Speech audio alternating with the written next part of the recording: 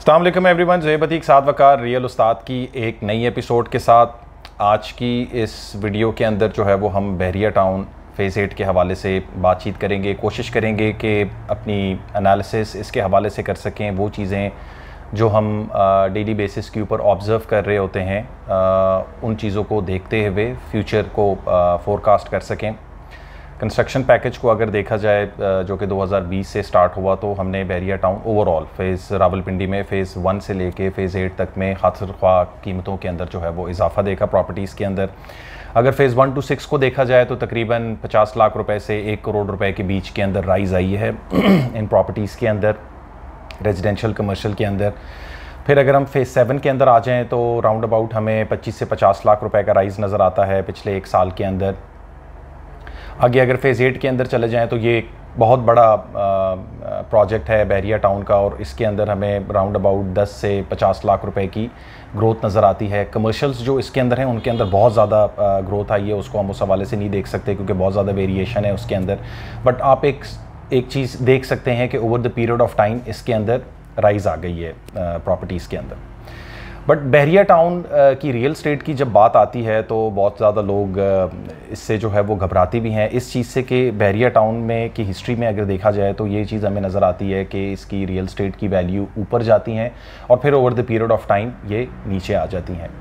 तो अभी इस टाइम के ऊपर हमारी जो वीडियो है बेसिकली इसका जो क्रक्स है आज की वीडियो का वो ये है कि क्या ये प्राइसेस होल्ड कर पाएंगी या ये डाउन आ जाएंगी। तो आज की इस वीडियो के अंदर हम आपको गूगल मैप्स के तहत फर्दर एक्सप्लेन करेंगे फ़ेज़ 8 को, और रिंग रोड का जो इम्पैक्ट है इसको आ रहा है, किस तरीके से आ रहा है, क्या क्या चेंजेस होने वाली हैं और किस तरीके से आगे इम्प्रूवमेंट है या डिक्लाइन है। तो आइए मिलते हैं स्क्रीन के ऊपर, वहाँ पे हमारे साथ भाई भी होंगे, तो फर्दर इस चीज़ को आगे चलाते हैं इंशाल्लाह। आइए, वेलकम बैक एवरीवन। आप लोगों को सामने स्क्रीन के ऊपर फ़ेज़ 8 एक्सटेंशन का नक्शा नज़र आ रहा होगा, बहरिया टाउन फ़ेज़ 8 का नक्शा नज़र आ रहा होगा, और जो हम लोगों ने इस मैप के ऊपर रिंग रोड की अलाइनमेंट की हुई है, यहाँ से हम इसको स्टार्ट करेंगे और फर्दर इस वीडियो के अंदर बहुत डिटेल में आज हम एक्सप्लेन करने वाले हैं कि इस रिंग रोड का या जो नकरेली इंटरचेंज है इसका बेसिकली फ़ेज़ 8 एक्सटेंशन और बहरिया टाउन फ़ेज़ 8 या फ़ेज़ 7 को क्या कोई इम्पैक्ट आ रहा है या आने वाला है, और क्यों बहरिया टाउन जो है वो इस चीज़ को इतना ज़्यादा हाईलाइट कर रहा है या इसके ऊपर इतना ज़्यादा एक्सपेंसेस बेयर कर रहा है, क्योंकि सिर्फ ये इंटरचेंज नहीं है, इसमें कनेक्टिविटी के रोड्स हैं, ज़मीन है, वो भी ख़रीदनी होगी। हमारे साथ साद भाई हैं। जी साद भाई, अस्सलाम वालेकुम। मैं उम्मीद करता हूँ कि आप तमाम लोग खैरियत से हैं। सबसे पहले हमें देखना है कि पूरे बहरिया टाउन के अंदर कितनी एंट्रेंसेस हैं, हम कहाँ से बहरिया टाउन को एंटर कर सकते हैं ताकि हम बेहतर समझ सकें कि रिंग रोड का बहरिया टाउन को क्या इम्पैक्ट आएगा। सबसे पहले हमारे पास ये बहरिया फ़ेज़ 7 की एंट्रेंस आ जाती है। जीटी रोड है, ये बहरिया एक्सप्रेस वे का नाम लिखा हुआ है, ये बहरिया एक्सप्रेस वे शुरू हो जाता है, और ये एक एंट्रेंस है जिसके शुरू में हम यहाँ पे देखते हैं कि सबसे शुरू में फ़ेज़ के ऊपर इसकी एक एशियन बिज़नेस सेंटर है, बहरिया का हॉस्पिटल है, छोटा सा सेटअप है यहाँ पे। फिर ये इसके ऊपर सफारी विलास का एरिया आ जाता है जहाँ पे बहरिया के घर बने हुए हैं, चौधरी तनवीर साहब का घर आ जाता है, वलायत कॉम्प्लेक्स आ जाता है, और फिर उसके बाद एक काफ़ी डिस्टेंस ट्रैवल करने के बाद एक्चुअली फ़ेज़ 7 शुरू होता है। कि मैं कहूँ कि फ़ेज़ 7 का एक्चुअली अपना फ्रंट जीटी रोड के ऊपर एसेस नहीं है, अब फ्रंट ज़्यादातर किसी और के पास है, रोड तो कनेक्ट कर रही है लेकिन पहले कुछ डिफरेंट एक्टिविटीज़ आ रही हैं और फिर जाके फ़ेज़ 7 कनेक्ट हो रहा है, और फ़ेज़ 7 नीचे जाते जाते और ज़्यादा खुल रहा है और फ़ेज़ 8 को कनेक्ट कर रहा है। फिर मैं अगर बात करूं कि एक एंट्रेंस है गार्डन सिटी की एंट्रेंस। अब ये जो एंट्रेंस है ये फ़िलहाल ओपन नहीं है फॉर जनरल पब्लिक। ये ओपन इसलिए नहीं है क्योंकि इसके अंदर जो एक डायरेक्ट कनेक्टिविटी होनी चाहिए थी, ये जो डायरेक्ट कनेक्टिविटी होनी चाहिए थी, इसको आप ज़रा ऑफ रूट कर लेते हैं, और ऑफ रूट भी कुछ कच्चे पे उतर के, कुछ गांव की एक्सेस है, कोई बुलेवर्ड बनाना है, कोई ऐसे मामलात करने हैं, वो भी उसका अभी क्लियरेंस नहीं है। तो ये भी ये पैच बेसिकली लिटिगेटेड है, डायरेक्ट एक्सेस नहीं है। फिर ये जो तीसरी एक्सेस हम बहरिया टाउन की तरफ करते हैं, गार्डन सिटी में ये एंटर करता है, ये स्पॉट DHA3 के पास है। यानी आप DHA3 के इस बुलेवर्ड से होते हुए इस साइड पे ज़राज है, इस साइड पे जद्दा टाउन है, यहाँ से आप शुरू करते हुए एंटर करेंगे, और यहाँ से अगर आप राइट टर्न कर लेंगे तो आप एंटर करेंगे गार्डन सिटी की तरफ। यानी ये इसकी एक और एक्सेस हमारे पास आ गई कि भाई ये यहाँ से इसकी ये तीसरी एक्सेस हमें नज़र आ रही है। चौथी साथ भी फ़ेज़ 1 से आ रही है आपको। ओह यस, फ़ेज़ 1 वाली बिल्कुल हम भूलते हुए जा रहे थे। DHA फ़ेज़ 1 से एक सबसे जो ज़्यादा यूज़ होने वाला रूट है वो DHA फ़ेज़ 1 वाला रूट है। अगर हम DHA फ़ेज़ 1 को देख रहे हैं कि इस बुलेवर्ड से हम आमतौर पे बहरिया टाउन के अंदर एंटर करते हैं और ये कनेक्ट करता है जाके जीटी रोड को और ख़ास तौर पे फौजी फाउंडेशन हॉस्पिटल के पास, और ज़्यादा बेहतर कनेक्ट करता है रावलपिंडी शहर को day to day entry exit के लिए। तो ये एक और एंट्रेंस इसकी आ जाती है। ये हमने हमारी चौथी एंट्रेंस देख ली फेज 8 के लिए, लेकिन ये तमाम एंट्रेंसेस हमने इस तरीके से देखी कि अगर कोई डायरेक्ट है तो वो लिटिगेटेड है और अगर बाकी तमाम इनडायरेक्ट हैं। फिर एक और एक्सेस बताने का इसमें आपका बेसिकली मतलब ये है कि फेज 8 को जो भी अप्रोच होता है वो वाया किसी के थ्रू आ रहा है और जो डायरेक्ट है वो लिटिगेटेड है। और एक और डायरेक्ट एक्सेस जो कि अडयाला रवात रोड के ऊपर होते हुए हमें नजर आ रहा है, तो ये एक डायरेक्ट एक्सेस है जो कि अडयाला रवात रोड के ऊपर आ रहा है। ये आप देख रहे हैं अडयाला रवात रिंग रोड, और ये फेज 8 की एक और एग्जिट है और यही एंट्रेंस है बहरिया फेज 8 एक्सटेंशन की, जो कि हमारे नक्शे पे हमारे बिल्कुल सामने है। ठीक है। अब ज़ोएब भाई, एक्चुअली देखने वाली बात यह है कि हम ये देख रहे हैं कि ये बहरिया फेज 8 के अंदर पिछले एक साल के अंदर बहुत ज़्यादा ग्रोथ है। अभी भी मार्केट में बहुत ज़्यादा तेज़ी है, बहुत तेज़ी से सेल परचेज हो रही है फेज 8 की मार्केट के अंदर। तो उसकी बेसिकली जो रिंग रोड की आमद के हवाले से जो उसके या कंस्ट्रक्शन पैकेज की वजह से है, तो यानी इसको मैं बेसिकली कहूँगा कि ये सारा कंस्ट्रक्शन पैकेज की वजह से यहाँ पे चेंजेस आई हैं। DHA की मार्केट्स में बहुत चेंजेस आई हैं। ओवरऑल पाकिस्तान की रियल एस्टेट मार्केट के अंदर बहुत ज़बरदस्त किस्म की एक बूम देखा गया है, और वो इसीलिए देखा गया है कि क्योंकि बैंक लोन भी देने के लिए तैयार हैं, गवर्नमेंट एमनेस्टी भी देने के लिए तैयार है, टैक्सेस के भी मामला ज़रा बेहतर चल रहे हैं। तो उस तरीके से यहाँ पे बहुत ज़्यादा कंस्ट्रक्शन, और आप देख सकते हैं कि बिल्कुल दुनिया यहाँ पे बसी हुई है, और ये इसका एक बड़ा ज़बरदस्त कमर्शियल पॉइंट ऑफ व्यू से हमें बिजनेस डिस्ट्रिक्ट नज़र आ रहा है जहाँ पर बहुत सारे काम हो रहे हैं और बड़े कमर्शियल पॉइंट ऑफ व्यू से ज़बरदस्त है। फिर हम फेज 8 एक्सटेंशन की तरफ आते हैं, तो फेज 8 एक्सटेंशन के अंदर भी काफ़ी ज़बरदस्त एक्टिविटी में होते हुए देखता हूँ कि यहाँ पे शुरू में कुछ ना कुछ डेवलपमेंट किए, फिर बीच में शायद ये लिटिगेटेड पैचेज हैं, शायद बहरिया टाउन के पास ये ज़मीन हो, यहाँ पे भी काफ़ी डेवलपमेंट होती हुई नज़र आ रही है, और ये भी एक डेवलपमेंट का ज़बरदस्त पैच है। और इसके अंदर भी तकरीबन 5 से 10 लाख रुपए की प्राइस के अंदर ग्रोथ आई है फेज 8 एक्सटेंशन की नॉर्मल प्राइसेस के अंदर, और वो ग्रोथ भी मैं ये कह सकता हूँ कि ओवरऑल एक मार्केट पिक कर रही थी, तो शायद उसकी वजह से हो। फिर ये हमारे सामने रोज़ गार्डन आ जाता है। रोज़ गार्डन के अंदर अमूमन 22 लाख रुपए, 22 से 25 लाख रुपए के अंदर प्लॉट मिल जाते थे, लेकिन अब ये प्लॉट्स भी 35 लाख रुपए की कहानी करें, 5 मरले का प्लॉट साइज है। तो वंस अगेन हमें एक फेयर आइडिया हो गया कि बहरिया फेज 8 और फेज 8 एक्सटेंशन की मार्केट कैसी है। फिर हम आ जाते हैं रिंग रोड के ऊपर। ज़ोएब भाई, जैसे कि आप ये देख सकते हैं कि ये रिंग रोड शुरू हो रही है रेडियो पाकिस्तान से, फिर रेडियो पाकिस्तान से आ जाता है चकबेली इंटरचेंज, और फिर एक बड़ा इंपॉर्टेंट इंटरचेंज हमने बहुत रीसेंट इस्टेब्लिश होते हुए देखा जो कि नकरली इंटरचेंज। अच्छा साथ ही ये इंटरचेंज पहले नहीं था, यानी कि 1-1.5 साल की अगर रिंग रोड को जब हम स्टडी कर रहे थे तो उस टाइम के ऊपर ये इंटरचेंज हमें कभी भी नहीं नज़र आया, अब ये नज़र आ रहा है इंटरचेंज। बिल्कुल, जो हमने लास्ट रिपोर्ट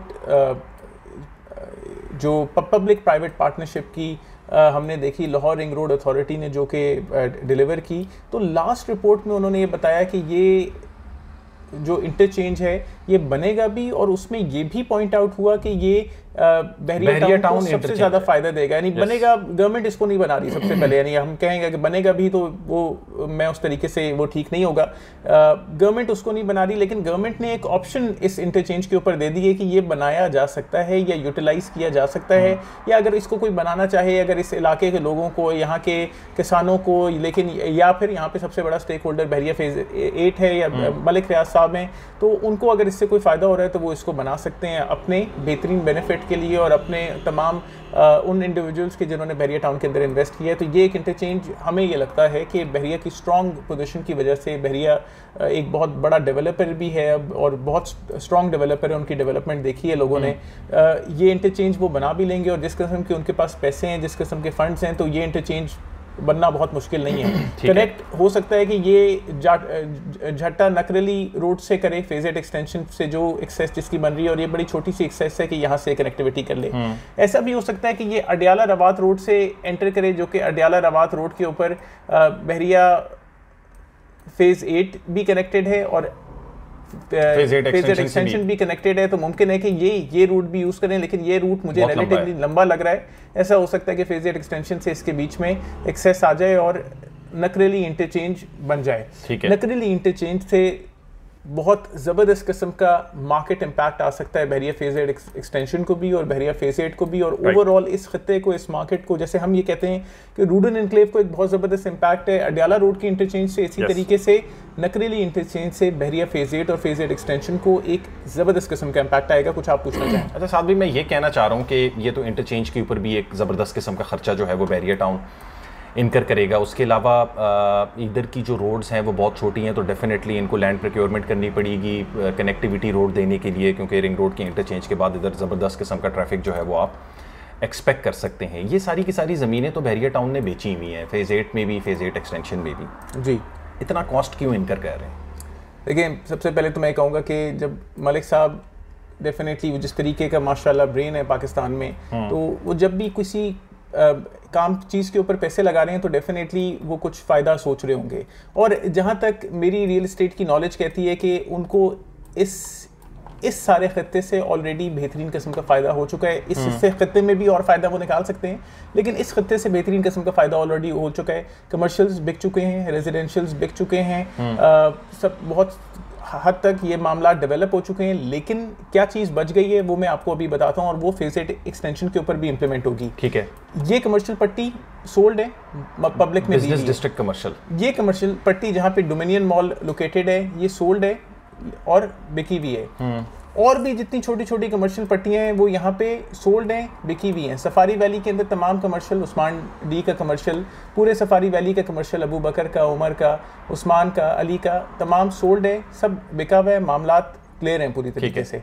लेकिन क्या नहीं बिका हुआ? अब बहुत सारे कमर्शियल हम यहाँ पे देखते हैं कि भाई ये सेक्टर ई में और इसके सामने सामने यहाँ पे काफ़ी बिल्डिंग्स बन रही हैं और काफ़ी कमर्शलाइजेशन है। ये सब नए कमर्शियल्स हैं जो कि इंट्रोड्यूस हुए हैं। फिर ये पुराने कमर्शियल्स हैं, सामने 8 मरले का, पीछे 4 मरले का सेक्टर ई के कमर्शियल्स, लेकिन अभी तक F1 के अंदर कोई कमर्शियल सेल नहीं हुआ। ये F2 ब्लॉक है, F1 ये ब्लॉक है। F1 के अंदर कमर्शियल्स अगर कोई अवेलेबिलिटी है तो एज सच कमर्शियल सेल नहीं हुए हुए। इसी तरीके से अगर कमर्शियल पट्टी F3 ब्लॉक की है, कोई कमर्शियल सेल नहीं हुआ हुआ। F2 ब्लॉक कोई कमर्शियल सेल नहीं हुआ हुआ। G ब्लॉक के कमर्शियल्स मार्केट में नहीं देखे गए, P ब्लॉक के कमर्शियल्स मार्केट में नहीं देखे गए, हेमलेट में अगर कोई कमर्शियल्स हैं तो मार्केट में नहीं देखे गए। इसी तरीके से अगर हम आगे चलते हैं, एम ब्लॉक में अगर कोई कमर्शियल्स हैं तो मार्केट में नहीं देखे गए। के ब्लॉक के अगर कोई कमर्शियल्स हैं तो मार्केट में नहीं देखे गए, ये के ब्लॉक आ जाता है। जे ब्लॉक के अगर कोई कमर्शियल्स हैं मार्केट में नहीं देखे गए। एल ब्लॉक के अगर कोई कमर्शियल्स हैं मार्केट में नहीं देखे गए। आई ब्लॉक के कमर्शियल्स मार्केट में सेल हो रहे हैं, ये आई ब्लॉक के फ्रंट का कमर्शियल है।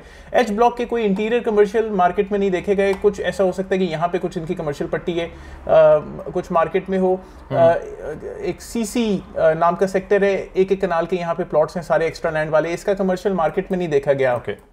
पीछे पीछे आ जाते हैं, रोज गार्डन के अंदर अगर कोई कमर्शियल पट्टी है मार्केट में नहीं है। ये इन्होंने अवामी 3 बनाए हैं जो कि कुछ अवामी 3 के विलाज हैं, तो अपार्टमेंट्स हैं वैसे ही। तो ये यहाँ पे अगर कोई कमर्शियल है तो मार्केट के अंदर नहीं देखा गया। और फिर देखने की बात ये है कि पूरा फेज 8 एक्सटेंशन है, इसके अंदर रेजिडेंशियल चाहे इन्होंने बेचा हुआ बहरिया टाउन ने, लेकिन इसके अंदर कमर्शियल सेलिंग अभी तक नहीं हुई। मैंने कोई commercial file as such market के अंदर फ्लोट होते हुए नहीं देखी कि इसके अंदर कोई कमर्शियल फाइल मार्केट के अंदर नजर आ रही हो।